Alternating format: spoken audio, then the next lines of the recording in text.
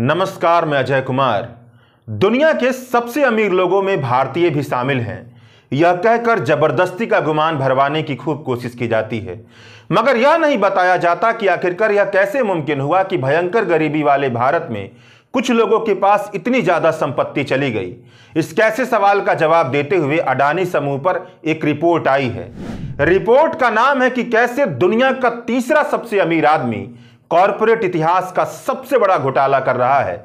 इस रिपोर्ट का असर यह हुआ है कि केवल 2 दिनों के भीतर अडानी ग्रुप के करीब 17.8 करोड़ के शेयरों की कीमत में 4.17 लाख करोड़ रुपए की कमी आई है। इस तरह गौतम अडानी अमीरी के मामले में दुनिया के तीसरे पायदान से पीछे खिसक कर 7वें पायदान पर पहुंच गए हैं। यह रिपोर्ट हिंडनबर्ग रिसर्च ने जारी की है। रिपोर्ट में क्या लिखा है यह जानने से पहले यह समझ लेते हैं कि हिंडनबर्ग रिसर्च क्या है।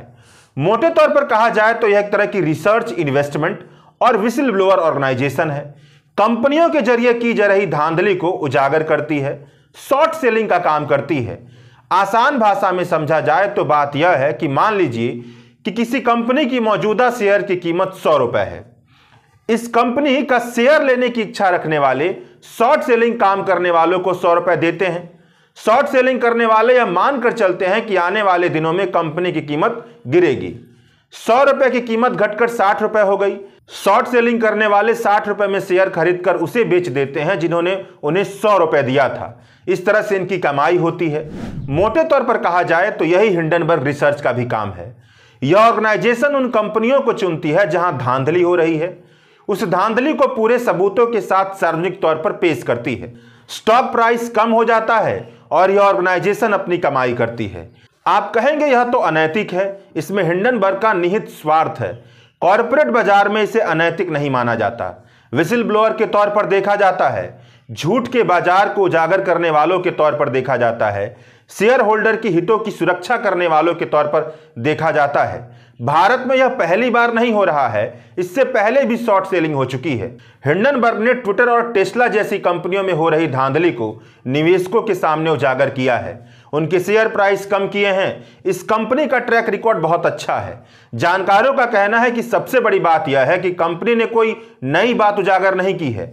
अडानी के भीतर चल रही धांधली की सारी बात पहले से ही उजागर है। हिंडनबर्ग ने बड़े ही ठोस सबूतों के साथ अडानी ग्रुप की शुरुआत से लेकर आज तक की धांधली को एक जगह इकट्ठा करके पेश कर दिया है। 32,000 शब्दों की रिपोर्ट है। इस रिपोर्ट में अडानी ग्रुप से 88 सवाल पूछे गए हैं। अगर किसी तरह की धांधली नहीं है तो अडानी ग्रुप को 88 सवालों का जवाब बड़े ही मजबूत तरीके से देना चाहिए था, लेकिन हिंडनबर्ग रिसर्च का कहना है कि अडानी ग्रुप ने उनके किसी भी सवाल का मजबूत तरीके से जवाब नहीं दिया। वह हम पर कानूनी कार्रवाई करने की धमकी दे रहे हैं। हम इसके लिए भी तैयार हैं। अगर अडानी ग्रुप गंभीर है तो उसे अमेरिका में भी मुकदमा दायर करना चाहिए जहां पर हम काम करते हैं। हमारे पास कानूनी प्रक्रिया के दौरान मांगे जाने वाले दस्तावेजों की एक लंबी लिस्ट है। तो चलिए अब इस रिपोर्ट के कुछ मोटी बातों को बिना अर्थ बदले सरल तरीके से समझ लेते हैं, जिससे यह बात समझ में आ जाए कि कैसे हिंडनबर्ग रिसर्च इस निष्कर्ष पर पहुंचा कि दुनिया का तीसरा सबसे अमीर आदमी और अडानी समूह का मालिक कॉर्पोरेट इतिहास का सबसे बड़ा घोटाला कर रहा है। हिंडनबर्ग रिसर्च अडानी समूह पर लिखी गई अपनी रिपोर्ट की शुरुआत कुछ इस तरीके से करता है कि हमने ऐसे दबे हुए दस्तावेजों को खोल कर रख दिया है जो यह बताते हैं कि अडानी समूह दशकों से बड़े ही निर्लज तरीके से अपनी अकाउंटिंग में धोखाधड़ी, स्टॉक मैनिपुलेशन यानी तिकड़म लगाकर अपने शेयरों के दाम बढ़ा देना और मनी लॉन्ड्रिंग यानी काले धन को सफेद बनाने का काम करते आ रहा है। इन सारे कामों को करने के लिए सरकार के सक्षम लोगों की तरफ से उसे मदद भी मिलती है। अंतर्राष्ट्रीय स्तर पर उन कंपनियों से मदद मिलती है जो कंपनियां इस तरह का काम करवाने के लिए ही बनाई जाती हैं। Security exchange board of India से बात करने पर ऐसा लगा जैसे वो अडानी समूह को दंड देने के बजाय उसे बचाने की कोशिश कर रही है। अडानी समूह की 7 प्रमुख पब्लिक लिस्टेड कंपनियां इंफ्रास्ट्रक्चर प्रोजेक्ट जैसे कि बंदरगाहों के विकास, mining, airport, power generation, power transmission जैसे कामों से जुड़ी हुई हैं। अडानी समूह का कुल बाजार मूल्य 17.8 लाख करोड़ रुपए का बनता है, तकरीबन 218 बिलियन यूएस डॉलर। इस 218 बिलियन यूएस डॉलर में तकरीबन 120 बिलियन यूएस डॉलर का मार्केट वैल्यू केवल पिछले 3 साल में बना है। इसमें भी 100 बिलियन यूएस डॉलर से ज्यादा मार्केट वैल्यू केवल शेयर प्राइस में बढ़ोतरी की वजह से बना है।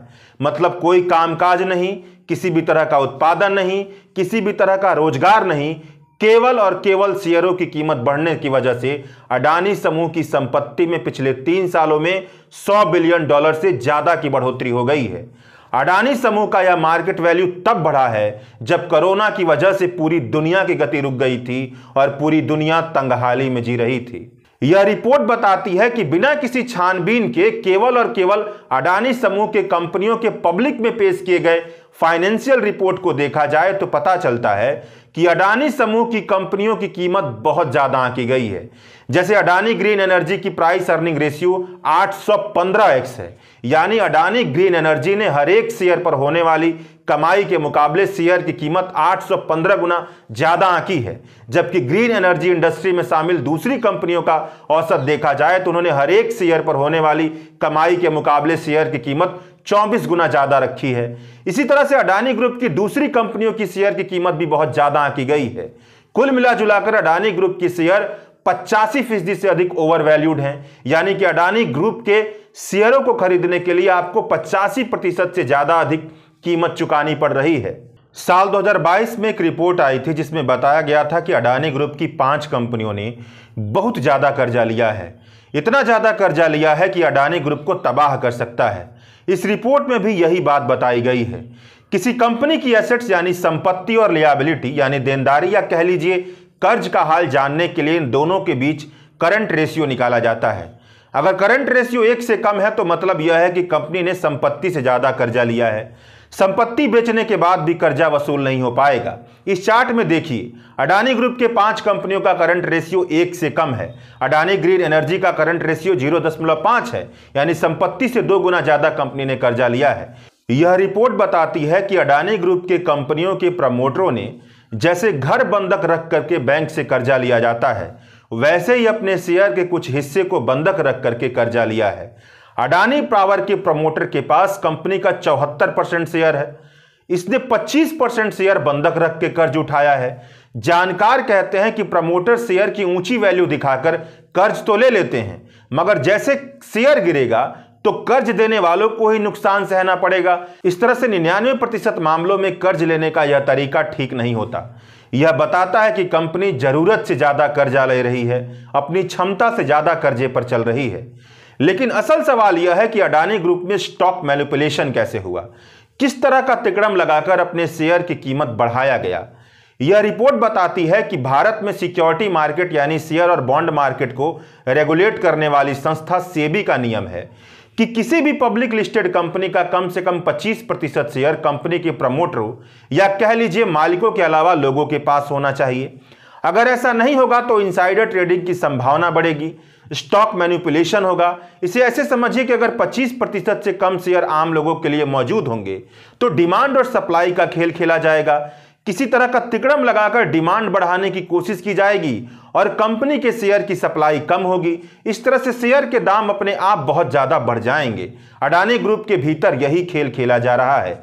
अडानी ग्रुप की ज्यादातर कंपनियों के प्रमोटर के पास 74% के आसपास की शेयर होल्डिंग है, यानी 74% शेयरों पर मालिकाना हक प्रमोटरों का है। मतलब 26% शेयर होल्डिंग जनता के बीच में है।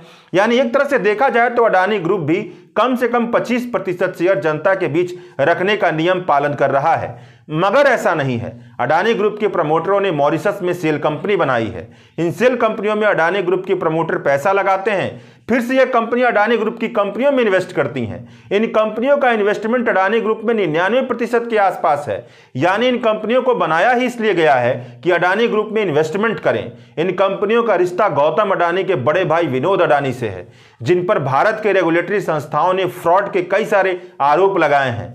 यह रिपोर्ट बताती है कि विनोद अडानी ने अब भारत से बाहर सेल कंपनियों का बहुत बड़ा नेटवर्क बनाया है, जो लगातार अडानी ग्रुप के कंपनियों के साथ लेन देन का काम करती है।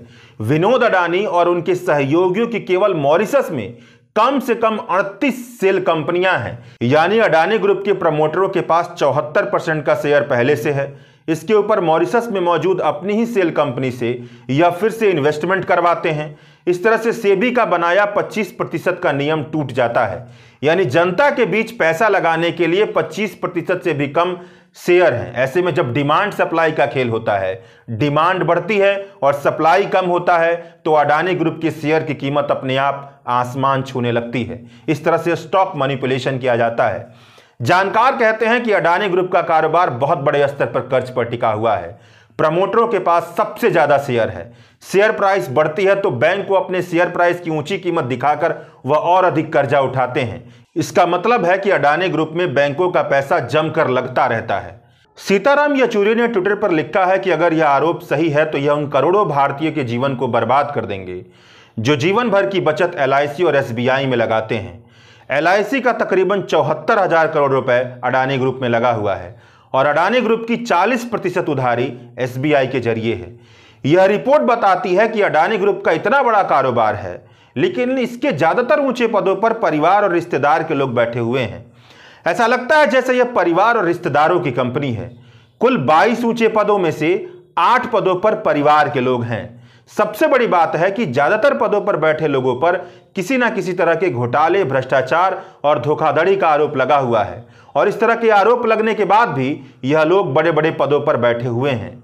हिंडनबर्ग रिसर्च ने अडानी ग्रुप के अकाउंटिंग की धांधली को भी उजागर किया है। इसका हाल देखिए। पिछले 8 साल में अडानी एंटरप्राइजेज के 5 चीफ फाइनेंशियल ऑफिसर रह चुके हैं। अडानी ग्रीन एनर्जी के पिछले 5 साल में 3 चीफ फाइनेंशियल ऑफिसर रह चुके हैं। यही हाल अडानी ग्रुप की दूसरी कंपनियों का भी है। मतलब यहां पर भी किसी तरह की स्टेबिलिटी नहीं है। यह बताता है कि दाल में बहुत कुछ काला है। दाल काली नहीं, बहुत ज्यादा काली है। यह अडानी ग्रुप के ऑडिटर के प्रोफाइल देखने पर पता चलता है। दुनिया की बड़ी बड़ी कंपनियां अपनी साख बनाए रखने के लिए चाहती हैं कि उनकी अकाउंटिंग की ऑडिटिंग बहुत ही मजबूत तरीके से की जाए, मगर Adani enterprises, Adani total gas ने ऐसा नहीं किया है। जो फर्म अडानी ग्रुप का ऑडिटिंग करती है उसकी टीम महज 11 लोगों की है। 4 ऑडिट पार्टनर है और 7 सपोर्ट स्टाफ। इनमें से ज्यादातर 30 साल से कम उम्र के हैं, यानी कि इनका अनुभव भी ज्यादा नहीं है। यह रिपोर्ट बताती है कि अडानी समूह के पूरे कारोबार का आधार कई तरीके के ऐसे काम हैं जो भयंकर भ्रष्टाचार की कैटेगरी में आते हैं। यानी कि जिस आधार पर यह पूरा कारोबार खड़ा किया गया है वह भ्रष्टाचार वाले कामकाज से मिले पैसे से खड़ा किया गया है। जैसे गैर कानूनी तौर पर हीरो का आयात निर्यात व्यापार, गैर कानूनी तौर पर आयरन ओर यानी लॉ IS का एक्सपोर्ट करना, विदेशी बाजार से इंपोर्ट करवाने वाले कोयले और पावर इक्विपमेंट की ओवर इनवाइसिंग करना, माल की ज्यादा कीमत बताना ताकि घरेलू बाजार में माल बेचकर ज्यादा पैसा वसूला जाए। इस तरह के कई काम अडानी समूह ने नेता से लेकर हर लेवल के सरकारी अधिकारी को घूस खिलाकर किया है। इन्हीं सब बातों को रखते हुए इस रिपोर्ट ने अपने आरोपों के पक्ष में बहुत ही मजबूत प्रमाण रखे हैं और अंत में यह कहते हुए कि गौतम अडानी आलोचना का स्वागत करते हैं और यह बताते हुए कि जिसने भी गौतम अडानी के झूठ और भ्रष्टाचार के कारोबार को उजागर करने की कोशिश की उसे प्रताड़ित किया गया है। यह रिपोर्ट गौतम अडानी के कथनी और करनी के बीच के अंतर को भी दर्ज कर देती है। गौतम अडानी से 88 सवाल पूछती है, जिन सवालों की प्रकृति ऐसी है कि जब गौतम अडानी के परिवार के लोगों पर लगातार भ्रष्टाचार के आरोप लग रहे थे तो उन्हें कंपनी के बड़े बड़े पदों पर क्यों रखा गया? मॉरिशस में बनाई गई सेल कंपनियों से उनका रिश्ता क्या है? आखिरकार क्यों उन कंपनियों का कामकाज केवल अडानी ग्रुप में इन्वेस्टमेंट करना है जो मॉरिशस में सेल कंपनियों के तौर पर काम करती हैं? अब तक अडानी ग्रुप पर जितने भी भ्रष्टाचार के आरोप लगे हैं उस पर उनका क्या कहना है? क्यों उनके चीफ फाइनेंशियल ऑफिसर इतनी जल्दी जल्दी रिजाइन कर देते हैं? इतने बड़े ग्रुप का ऑडिटर फर्म इतना कमजोर क्यों? अडानी ग्रुप कहता है कि वह आलोचना को स्वीकार करता है तो वरिष्ठ पत्रकार पुरंजय गुहा ठाकुरता से लेकर कई यूट्यूबर को प्रताड़ित क्यों किया जाता है? अगर अडानी समूह के पास छिपाने के लिए कुछ नहीं है तो उसे अपने छोटे से छोटे आलोचकों के खिलाफ भी कानूनी कार्रवाई करने की जरूरत क्यों महसूस होती है? क्या अडानी समूह वास्तव में खुद को एक मजबूत कॉर्पोरेट प्रशासन वाले संगठन के रूप में देखता है जिसका नारा है ग्रोथ विद गुडनेस? अगर ऐसा है तो वह अपनी अच्छाई को प्रमाणित करे।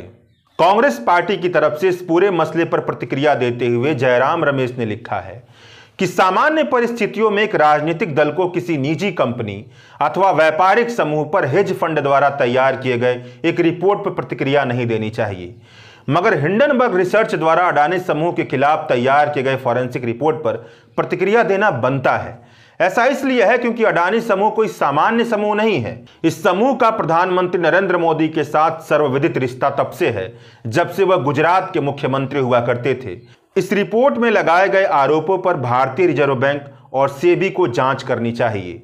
वित्तीय गड़बड़ी के बहुत गंभीर आरोप लगाए गए हैं, मगर इससे भी ज्यादा दुर्भाग्यपूर्ण बात यह है कि LIC, SBI और अन्य सार्वजनिक क्षेत्र की वित्तीय संस्थाओं ने अडानी समूह में अंधाधुंध निवेश किया है, जबकि निजी संस्थानों ने अडानी समूह के कॉर्पोरेट गवर्नेंस और कर्ज से जुड़ी चिंताओं को लेकर अडानी समूह में निवेश करने से परहेज किया। इससे भारत की वित्तीय प्रणाली यानी फाइनेंशियल सिस्टम संकट में पड़ सकती है। सरकारी बैंकों ने निजी समूहों की तुलना में अडानी बैंकों को 2 गुना ज्यादा कर्जा दिया है। अकेले SBI का 40% पैसा लगा हुआ है, मतलब करोड़ों भारतीयों के पैसे गंभीर जोखिम में चल रहे हैं। हाल के वर्षों में अडानी ग्रुप ने बंदरगाह, हवाई अड्डों पर एकाधिकार स्थापित किया है। बिजली, सड़क, ऊर्जा, मीडिया सब जगह हावी है। इस रिपोर्ट को केवल दुर्भावनापूर्ण रिपोर्ट कहकर खारिज नहीं किया जा सकता है। सेबी और RBI को इस पूरे मामले की छानबीन करनी चाहिए। शुक्रिया। द वायर के और वीडियोस देखने के लिए सब्सक्राइब करें और बेल आइकन पर क्लिक करें। स्वतंत्र पत्रकारिता की आर्थिक मदद करने के लिए डिस्क्रिप्शन में दिए गए लिंक पर जाएं और अपनी राशि चुनें।